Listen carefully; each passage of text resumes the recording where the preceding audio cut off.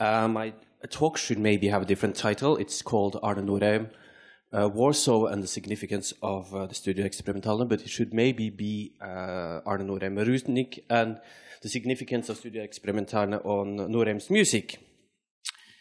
On the album cover of, also Arne Nordheim, he was a Norwegian composer. He arrived in Warsaw in the late 1960s, and he was sort of overwhelmed by the city that he met. The shadows of the Second World War still looming, the people trying to sort of cope with the whims of the new rulers, but then at the same time, as we heard and seen so much, it was a city really brimming with creative energy.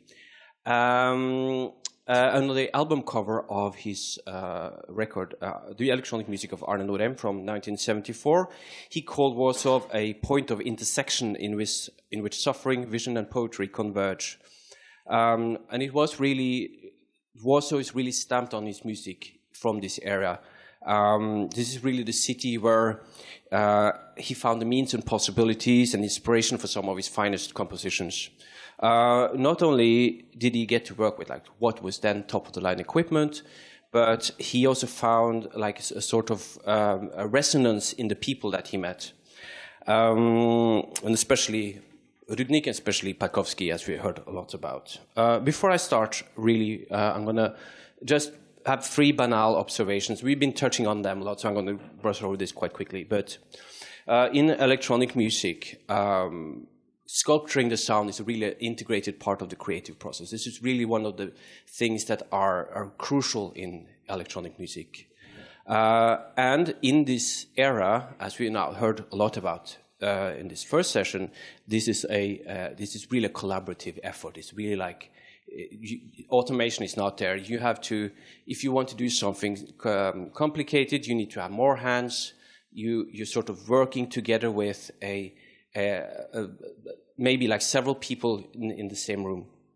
And then, as a consequence, technicians that you work with are very important in the studio, and also with the consequence that every studio has their sort of own way of mapping the ideas of the composer to a sounding result. This is sort of like the starting point from the argument that I want to make.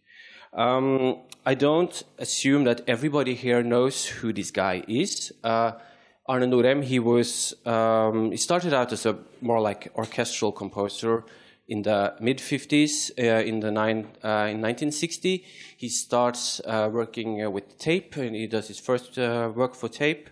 And then throughout the 60s, early 60s, it's more or less the face of electronic music in Norway.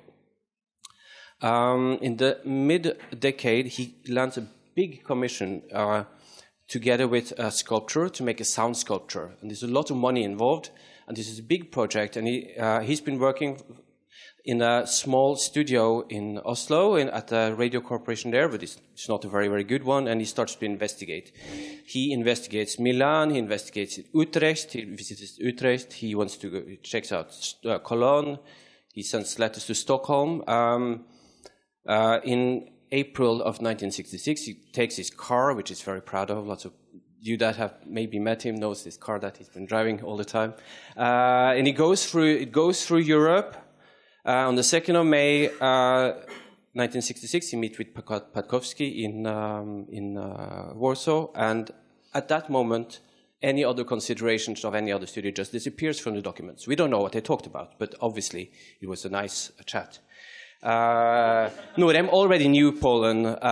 He had been there in 65, visited for 10 days because he was invited to the Warsaw Autumn Festival, and he met with Kotonski and made friends with Kotonski.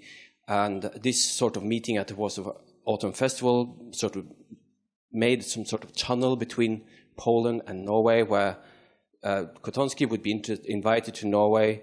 Nordheim would go to Poland. Later, other people would be invited to Norway. Rudnik came to Norway. Kåre Kolberg came down to Poland, and there was lots of sort of a bridge between these two countries that are a bit like on the fringe of the accepted, or like the most commonly known story of electronic music, electroacoustic music.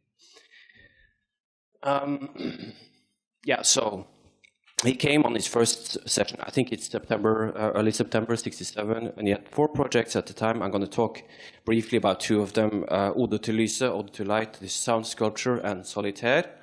These are the 2 later works here is also quite important. You need to read about them in my PhD when that comes out. But he also made, so this is sort of what I have documented that I'm sure that he made here. Also, Patrze is a quite interesting piece that was commissioned from the Polish radio, but he also made lots of work for the theater, for movies and so on that really haven't made it into sort of the list of works that you talk about from this studio. Oh yeah, and I should also mention, as an aside, he came back in the late 1970s. He worked mainly in the late 60s, early 70s with Rudnik, and then he came back in the late 70s to work a teeny bit with Mazurek. But that's also something I will have to say for another time. This is the sound sculpture, which is still playing in outside Oslo, but sadly for the Polish studio, it's with the updated sound material, so it's not longer the original sound. It's quite an interesting project. They put lots of speakers into the actual sculpture, and his idea was that the sound material would reflect the material of the sculpture. So it's hard iron, like dark iron and steel, so it has like dark metallic sounds and so on. We're going to hear a teeny bit from how it sounds.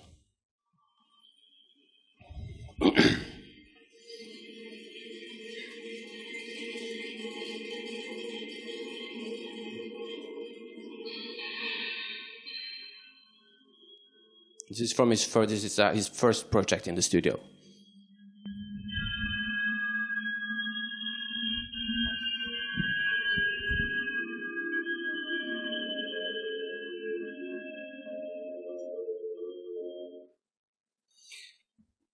And then I'm going to play a teeny bit. I'm going to dive in on one detail from this thing. First I'm going to talk about the score. So you talked about the different types of Slifirsky talked about the different types of composers that came, and Nordheim was clearly one of these visionary composers. This is the score that as far as I know, this is the score that he sent to Patkowski when they wanted to see what he would be doing there. And as you see, this is it's not really a score. This is more like a gestural ID. So this is a 30-minute composition. It should start with whistling sounds, and then it would be more like sine waves, and then what he says is more concrete sounds, and then there will be a climax which is like metal, strong, it says, and then this would sort of dissolve.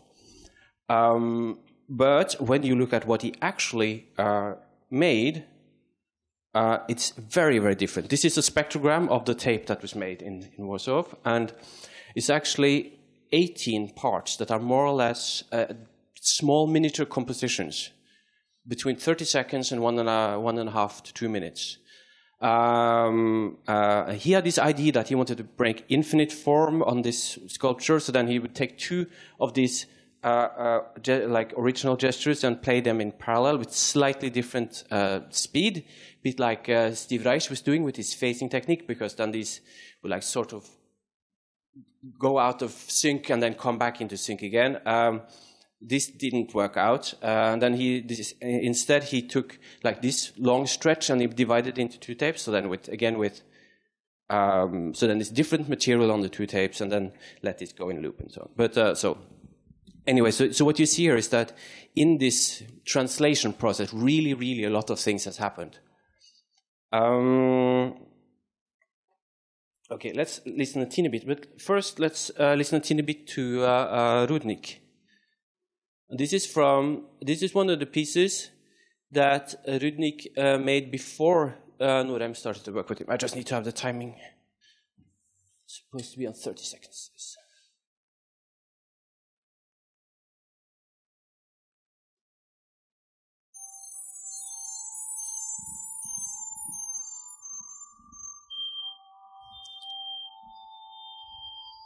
So this is typical Rudnik from this era, this period, with like squeaky sounds and lots of high frequency resonances and so on.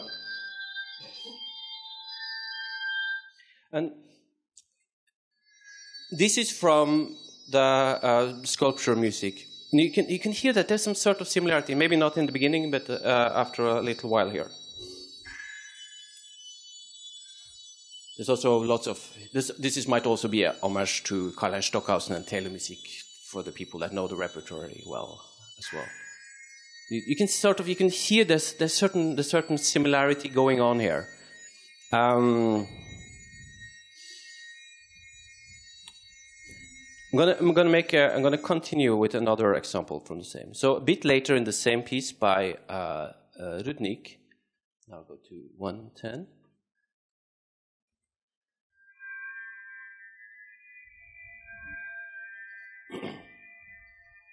You hear this sort of chord slowly swelling up from below. We heard this chord in a lot of the music that we actually, like a similar chord in a lot of the music that we heard from the studio these days. And then I'm going to play the beginning, the famous opening of Nordheim's most cherished piece from here, which is Solitaire. This takes a teeny bit of time to start, but...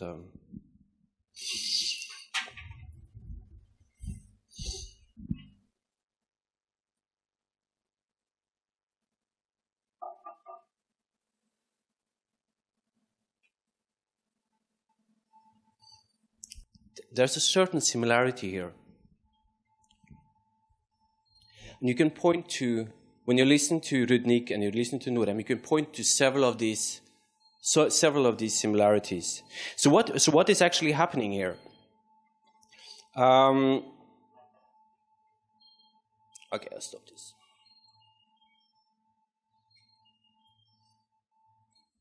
So what is actually happening here? Well, what's happening is that Nordheim, he's a technically proficient guy. He's been working with electronic music for several years, but as he's also like, he knows how to play lots of instruments, but he's not a musician. He knows how to do lots of things in the studio, but he's not a technician. And he really likes to give the handing of the equipment over to someone else and to talk with them and sit and say, oh, I want to have something that sounds like silver noise in my ear. Can I have that? And then the technician would say, all right, I'll think of something. And then the technician will go to the sort of what he already knows and provide something that from his own sort of repertoire. And then Nordheim would say, oh yeah, this is great, this is exactly what I want. And then they will sit down and then they will tweak and they will work on this sound for hours and hours upon end. So then what was sort of coming from maybe from like a similar gesture or like similar sonic thing inside of Rudnik's piece then evolves into something completely different. Yeah, so that's some of the things here, like the choice of strategies when composing something. One of my earlier points was also that in sculpturing the sound is a very integrated part of the creative process, and I know that Nordheim and Rudnik also work together on developing like strategies for making sound. So this is one of the things this is one of the signature techniques that Nordheim developed in connection with Solitaire that he did together with Rudnik. It's quite simple. You have a sort of gate, and you use one sound as a modulator, and you to impose its dynamic profile on another sound. The technicians here might be able to elaborate on this. We're going to hear this in action. So this is the modulator sound. This is a voice reading a text. It's actually from Baudelaire's Le Bijou, Le Fleur de Mal.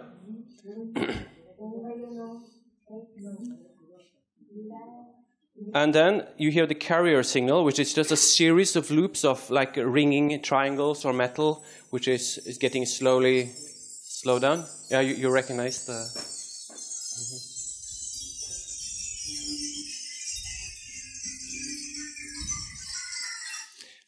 And then these two are combined. So this is from a demonstration. So in the original, like in the final piece, you won't hear the voice at all. It's been transformed. But in this demonstration, he lowers down the volume.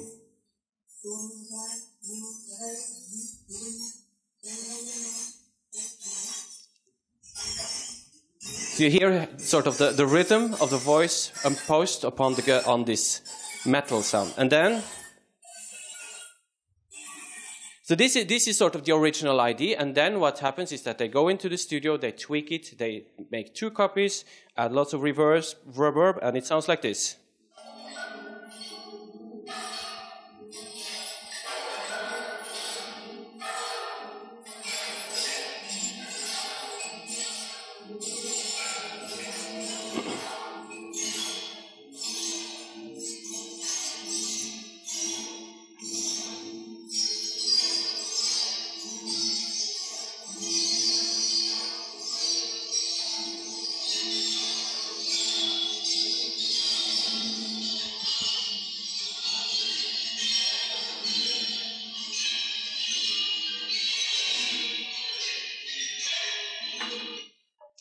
All right. I don't know how much time I have left, but I'm going to try to sum up. No? I'm fine? Okay. So, yeah, as I said, repeat again. Composing sound is an integrated part of the creative process, not just like the sound in the moment, but also the morphology of the sound, how the sound evolves over time. This is a collaborative effort. Playing in the studio, and this is really the role of the technician was very much like playing a musical instrument. You have to, it's very haptic and tactile. One virtually touches the sound and the manipulation of the sound, and this requires like expert skills and hand control and in addition, a musical mindset and good ears and the ability to deliver in the moment, because like making this composition is really almost like doing a performance. Lots of things have to be coordinated in real time. If you need to do something elaborated, you might need more hands on deck, and this is sort of like, even if you do iteration after iteration, you want to have as little few generations of tapes as possible, because you add tape hits and so on for every generation. So this is very, very much like a performance. Rudnik seems, from all the sources we have, to have been an excellent technician and with a very good sense of music at hand. I think, without having any documentation for it, but I have this feeling when I'm looking at Nordheim's history that one of the main reason for him coming back to this studio again and again for 5 years, maybe 10 times, I'm not sure how many times he was here, but at least 10 times we know that he was here. He made more electronic music during these years than he did for the rest of his career. He worked closer with Rudnik than with anyone else. And that is because of their good personal relationship. That Rudnik was a visionary ID person, and Nordheim was clearly a visionary ID person as well. So, of course, I wish I could have more details. I wish I could have more documentation. I wish I could have spoken to Rudnik about this. Sadly, I was not able to do that before he died. Because also, as we touched on, the questions of authorship, the question of inspiration and so on is always very complicated. So there, and maybe this is a can of worms that you open, but I know that Rudnik was sad at the end of his life that he didn't maybe get all the credit that he deserved. But then I also think that maybe he was not aware of how much credit that he got in Norway for the work that he did. He's the only technician that we know about from Nordheim, and he talked about him constantly in his album's covers, in interviews, throughout his entire career, about this wonderful technician, this wonderful Polish technician, and this wonderful place that he got to work in the late 60s. So if we return to the opening statement, where it says, Warsaw was a point of intersection in which suffering, vision, and poetry converge. Suffering is easy to imagine, but I'm sure that vision and poetry is linked to the close relationship that he had with Józef Patkowski and with Eugeniusz Rudnik. So that's it.